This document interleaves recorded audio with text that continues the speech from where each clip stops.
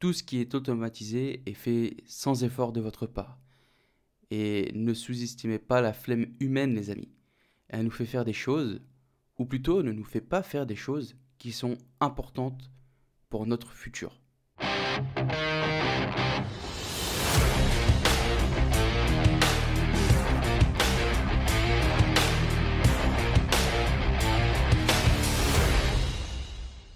Bonjour et bienvenue tout le monde, bienvenue dans ce tout nouvel épisode du podcast Graines d'investisseurs.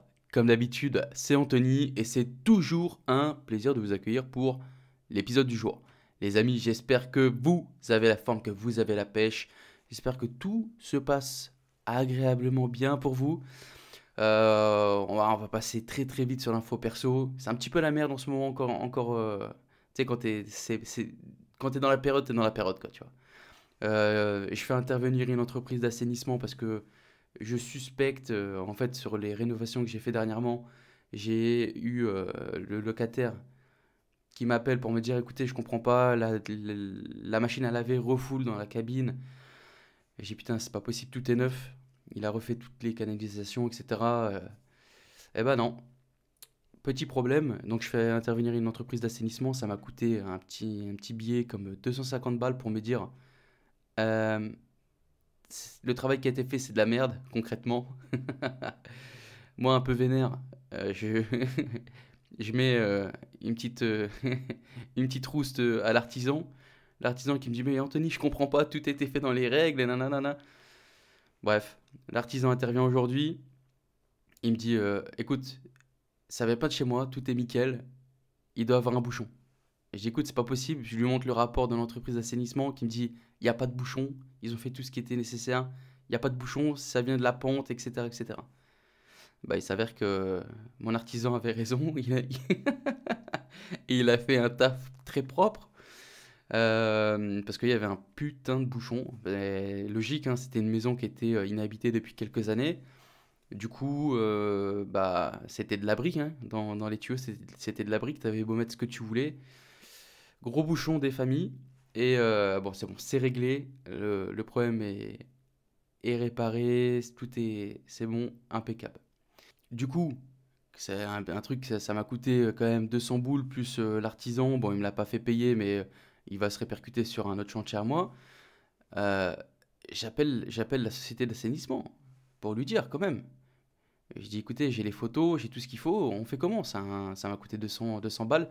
Vous êtes venu pour 35 minutes à tout péter. Vous m'avez dit que c'était un défaut d'étanchéité, défaut de pente, nanana, nanana. Je fais, moi, j'aimerais être remboursé. Et là, les amis, une usine à gaz. Une usine à gaz. Concrètement, franchement, il n'y a pas d'autre terme. C'est vraiment une usine à gaz. Je dois faire une lettre avec accusé de réception, stipulant pourquoi ils étaient intervenus, pour qu'est-ce qui s'est passé, comment l'artisan a trouvé la truc. Un sketch, un scandale. Donc je lui dis, mais vous êtes sérieux là d'en faire tout un pataquès pour un vulgaire remboursement de 200 balles? Alors, moi je connais un peu ce truc-là, tu sais, c'est des procédures pour inciter les gens à pas demander le remboursement, tu vois. Sauf que moi, je suis pas comme ça. Je vais récupérer mes 200 boules, les amis. Donc, je lui dis par la même occasion, je lui dis, attendez, vous me faites un virement, vous me remboursez via ma carte, et puis voilà, basta. Ah non, non, dans les conditions générales de vente, c'est indiqué ainsi, etc. Bon, les amis, entre vous et moi, les conditions générales de vente, je les ai jamais vues. J'ai jamais rien signé. Bref, je vais... Allez, c'est bon, tu sais quoi, j'ai fait cette putain de lettre là, je vais l'envoyer demain, et puis voilà, basta. Sinon, les amis, il y a un petit problème là. Vous êtes de plus en plus à écouter le podcast. Par contre, les comptes sont pas bons. Les audiences grimpent en flèche. Et ça, je vais pas vous mentir, ça me fait grave plaisir. Mais les notes, ça va pas assez vite, les amis. N'hésitez pas à apporter votre soutien au podcast pour le référencer, pour le démocratiser. Ça vous prend 5 minutes de votre temps. J'ai fait le test. Le temps que votre café finisse de couler, vous avez le temps de noter 5 étoiles et de laisser un petit commentaire des familles. Lorsque les dernières gouttes de votre savoureux café tomberont dans votre très belle tasse, que dis-je? Votre magnifique tasse. vous aurez mis votre note sur le podcast. Alors explosez-moi les notes 5 étoiles, les petits commentaires qui font du bien. N'oubliez pas que ce podcast est gratuit. Ça fait maintenant près de 2 ans que je vous produis du contenu de manière hebdomadaire. Je réponds à vos questions, à vos problèmes. Donc ça serait un juste retour pour mon travail. Je vous remercie les amis. Putain, t'imagines quand même, ça fait déjà 2 ans. C'est dingue, hein, 2 ans, c'est...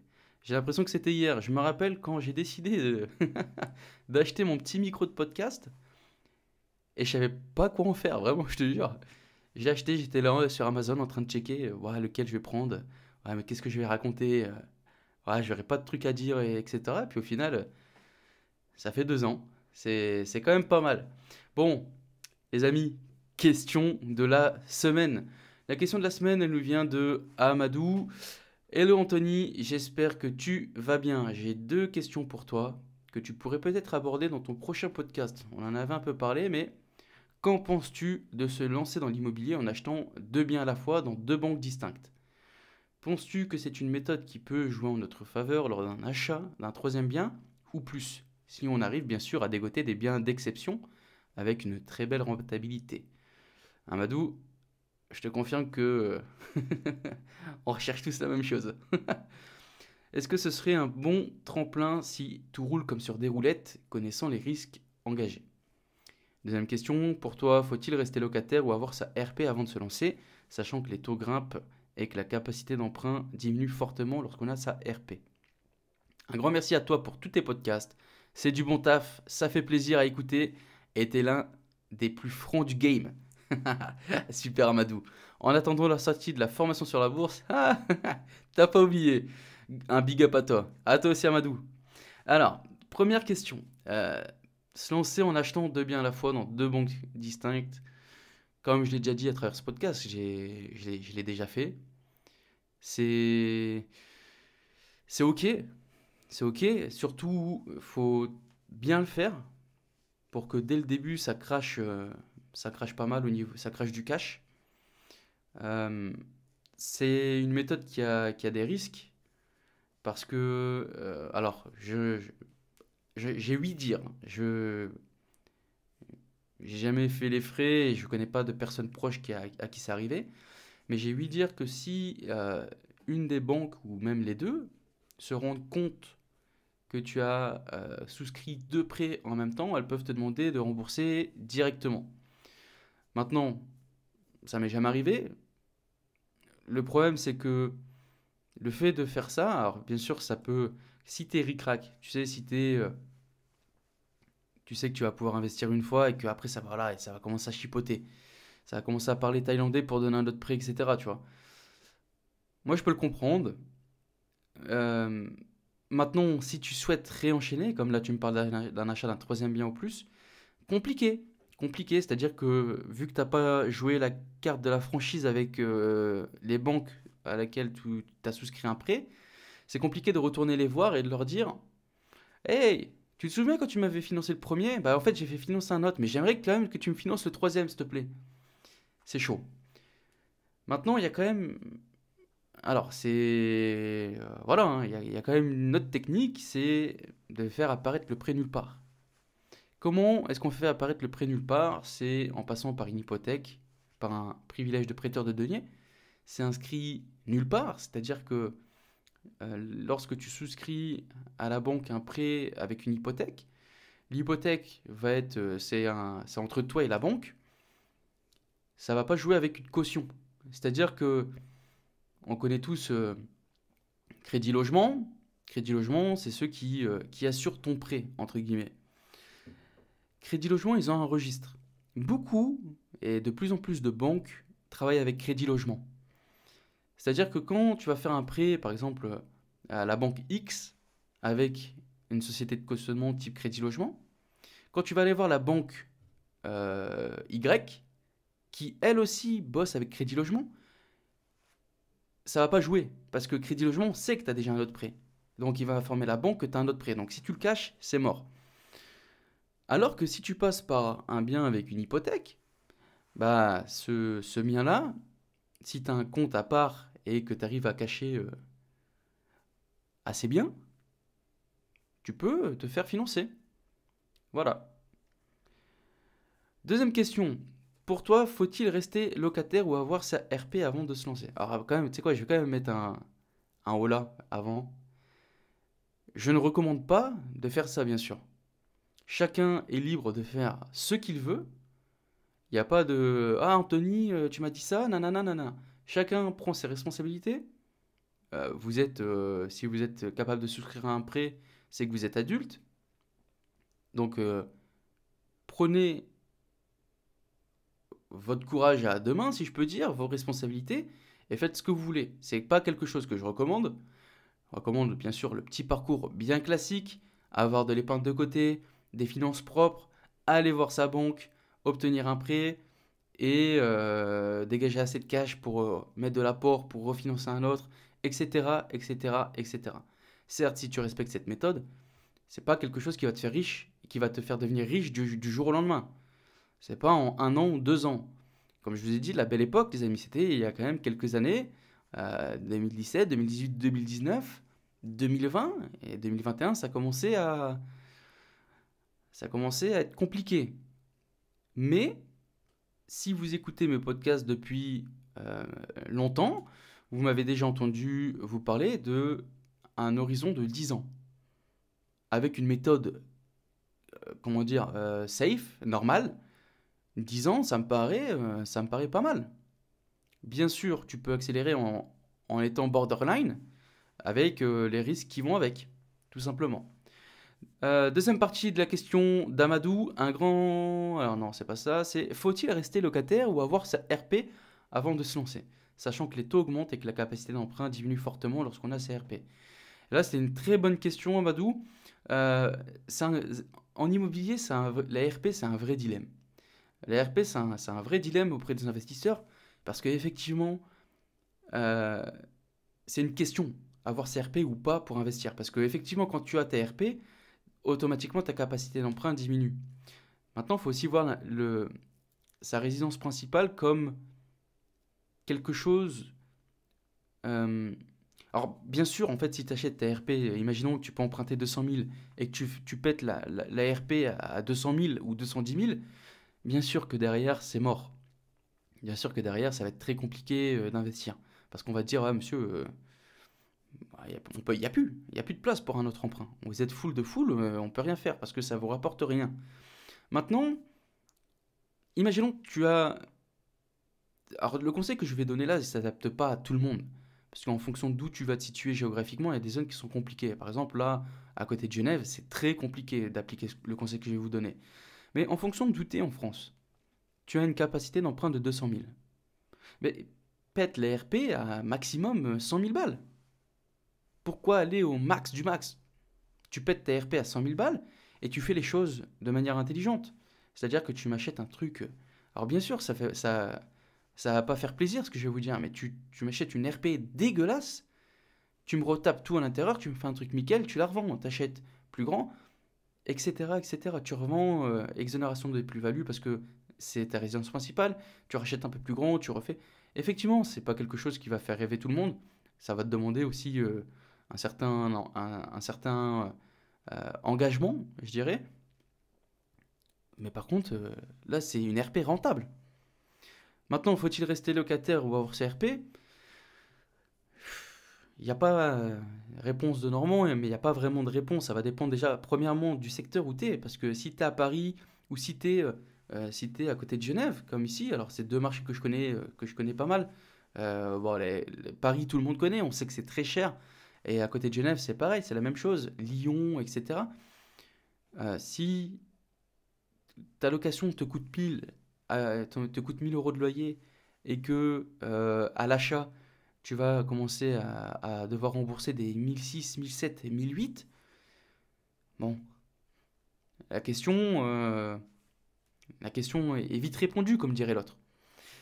Donc, ça va dépendre d'où tu es, quel type de RP tu vises. Sache quand même qu'à un moment, avoir sa résidence principale sera plus une option. Donc, plus tôt tu commences à amortir aussi ta résidence principale, et mieux c'est. Bon, voilà, Amadou, hein, je pense que j'ai assez bien répondu à ta question. Alors, n'hésite pas, toi aussi, à mettre un 5 étoiles et un petit commentaire qui fait du bien. Alors, aujourd'hui, les amis, on va parler de simplifier ses finances et de rendre sa vie plus facile. On va voir 5 points clés que vous pouvez mettre en place dès la fin de cet épisode. On va quand même poser les bases, les amis, mais sachez que compliqué ne veut absolument pas dire meilleur. Quand par exemple tu veux déjà créer une usine à gaz pour tes investissements alors que tu as un appartement en location, souvent tu vas te compliquer la vie pour rien. Souvent une stratégie basique, simple, comme dirait Orelsan, une stratégie simple sans devoir mettre le nez dans tes papiers tous les jours, peut certainement avoir de meilleurs résultats sur le long terme. Les finances, les investissements, etc., c'est comme pour le docteur. Tu fais un gros check-in par an normalement. Bon, je vous avoue, j'ai pas été chez le docteur depuis 5-6 ans, je pense. Mais normalement, tu vas une fois par an pour faire un petit check-up. Et en faisant ce petit check-up annuel, tu vois la direction que prennent tes investissements, où va ton argent, et puis si besoin, tu commences à modifier un peu ta trajectoire. Par exemple, si tu investis avec la stratégie des ETF, peut-être que t'as envie de prendre une autre direction à ton portefeuille, tu as envie de lui faire prendre une autre direction. Donc, premier point clé, programmer des check-ups réguliers. L'argent, nos investissements, c'est pas des choses qu'on peut abandonner à la chance. Et il est important quand même que tu contrôles tes investissements. Par exemple, regardez si tu as bien touché tes loyers. Ça peut vous paraître bidon ce conseil, les amis, mais je vous promets que quand tu commences à avoir plusieurs biens, un loyer peut vite passer outre. Moi, ça m'est arrivé dernièrement. Je fais un check-up le mois dernier, pour tout vous dire, c'était le mois dernier, et je me rends compte qu'au mois de mai, putain, il y a un mec qui m'a pas payé. Et c'est passé comme une lettre à la poste. Je vous jure. Alors, moi, je fais ma gestion locative tout seul. J'ai renti là, etc. Mais c'est vrai que j'ai pas été, on va dire, très consciencieux ces derniers temps. Et je rattrape mon retard. Et putain, je vois qu'au mois de mai, il y a un mec qui m'a pas payé. Il a pas payé le loyer. Au calme, tranquille. Donc pour vous dire que ça peut, le conseil que je vous donne peut paraître bidon, mais vraiment, ça, des merdes comme ça, c'est vite arrivé. Donc, programmez une fois par mois un petit check-up de vos investissements. Créez un petit event, un petit rappel sur votre smartphone, quelque chose de récurrent pour vous dire, ok, bah, à telle date, voilà, je fais ça. Vous bloquez 15 minutes en général, tu vois. Si on parle de checker les loyers, en général, ça prend 10 minutes à tout péter. Mais programmez-le. Créez sur votre téléphone un rappel. Vous êtes prévu X minutes pour faire cette tâche. Ne soyez pas passif dans vos investissements, mais proactif. Je vous parle d'investissement, mais ça peut être aussi en termes de budget. Faites le point. Où va votre argent? Combien j'ai dépensé en resto, par exemple? Combien ce mois-ci j'ai dépensé en resto? Regarde si tu respectes ton plan pour atteindre tes objectifs financiers. Tu te souviens ce que tu t'es fixé certainement en janvier dernier? Je sais pas si je te mets un petit rappel, une petite piqûre. En janvier, tu t'es fixé des objectifs quasiment sûr à 100%. Non, peut-être pas 100% parce que tu as des mecs qui s'en foutent, mais à 90%, les auditeurs se sont fixés des objectifs en janvier. Eh ben, rappelle-toi, est-ce que tu commences à atteindre tes objectifs? Regarde si tu es en bonne voie pour atteindre ce nombre de livres, par exemple, que tu t'es fixé à lire en janvier. Donc voilà, c'est premier point clé, programmer des check-ups réguliers. Deuxième point clé, on va parler des objectifs financiers. Au lieu d'avoir 20 objectifs financiers différents, certains ont par exemple, ok, je dois économiser X pour acheter ça, je dois X pour faire ce voyage, X pour mon mariage. Je vous conseille plutôt de diviser votre objectif en trois. Un court terme, un moyen terme, tu t'en doutes, un long terme. Pourquoi je vous dis ça? Parce que moi j'étais de ceux qui économisaient pour beaucoup de choses différentes. Et le problème, c'est que ça m'a dégoûté. J'avais l'impression de rien économiser. Par exemple, imaginons j'économise 500 € par mois, c'est déjà pas mal pour une majorité de personnes, c'est déjà une certaine somme. Mais le problème, c'est que bah, j'ai économisé 100 euros pour mon voyage, 50 euros pour m'acheter ça, 50 euros pour ce projet, 100 euros pour le budget Noël, etc. Bref, j'avais vraiment l'impression de ne pas économiser du tout. Et ça m'est vraiment arrivé, tu vois, j'avais vraiment l'impression de ne pas avancer, j'étais frustré. Et un jour, j'ai tout regroupé en un seul et même compte. Et là, tu vois, ça commence à parler. Tu vois, j'ai vu la somme. Concrètement, j'ai vu la somme quand j'ai tout rassemblé. Et bordel, ça fait du bien. Tu te dis, ah ouais, ça va, je commençais. J'ai bien économisé, tu vois. Donc, ayez un objectif global que vous divisez en deux, voire trois objectifs maximum. Maximum. Troisième point clé à mettre en place dès la fin de cet épisode, fermez-moi tous vos comptes bancaires. Ok, on aime bien tester, c'est cool, mais on s'éparpille beaucoup trop. Fermez-moi vos comptes que vous n'utilisez pas, autant les comptes bancaires que les comptes pour investir, et tous ces petits trucs que tu as voulu tester un jour. Par exemple, tu vois, moi c'était mon cas, j'avais un compte Bourse Direct, un compte Boursorama, un compte de Giro, un compte X, un compte Y. Mais merde, tous ces sites, ils faisaient exactement la même chose. Fermez tout simplement ceux que vous n'utilisez pas. Pareil pour vos comptes bancaires. Il vous sert à quoi ce compte bancaire à la banque postale où vous avez 40 balles dessus?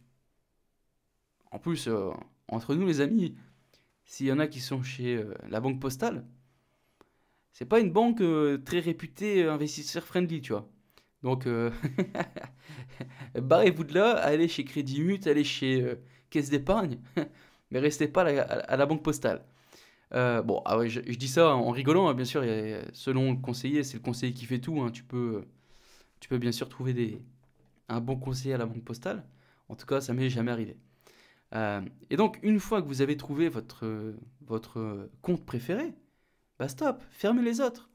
Pareil pour vos comptes, vos cartes bancaires, vos deux cartes gold. Elles vous servent à quoi?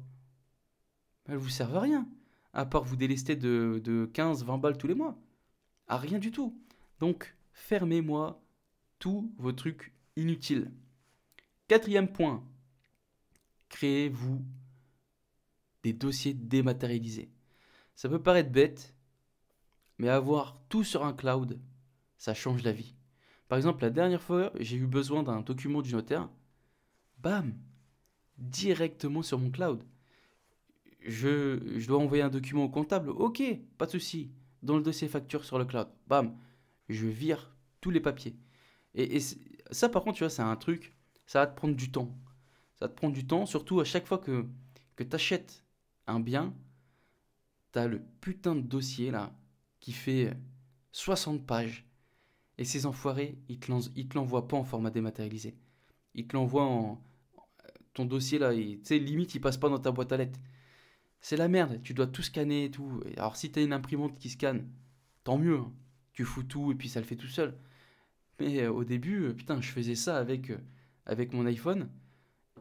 Et je peux te dire que c'est galère, hein. Et j'ai même été à la limite. La limite n'est pas énorme, hein. Je crois que c'est maximum 24 pages, un truc comme ça. Donc je peux te dire que ça va te prendre du temps. Mais pareil, euh, créez-vous un cloud et votre boîte mail, structurez votre boîte mail. Chaque investissement a son dossier. Chaque mail est classé dans le bon dossier correspondant.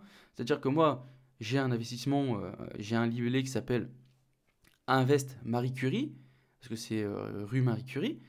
Invest Marie Curie, je clique, j'ai mon dossier locataire, j'ai les factures, j'ai les achats, j'ai tout dedans. C'est important d'être organisé et c'est une habitude à prendre dès le début. Parce qu'après, ce sera trop tard. Ce sera trop tard. Quand tu seras dans le bourbier, c'est fini. C'est fini.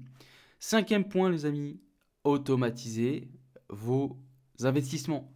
Et c'est sûrement le point clé le plus important de tous.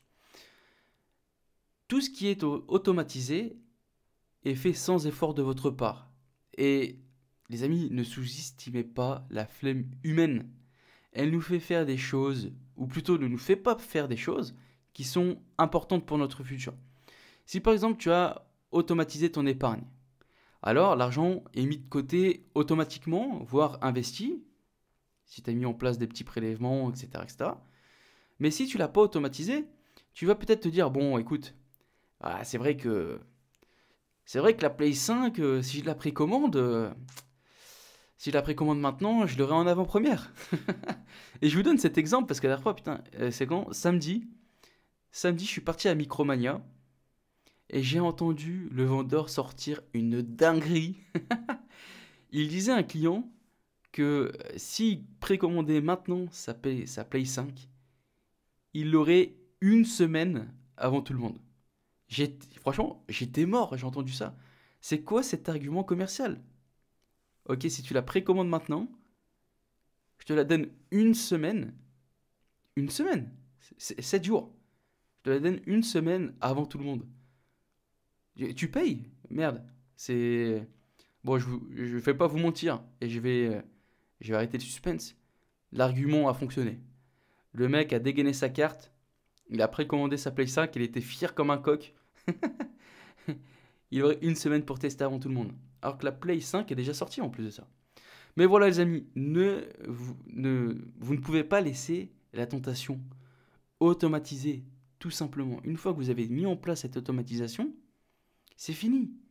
Vous laissez vos finances se driver toutes seules.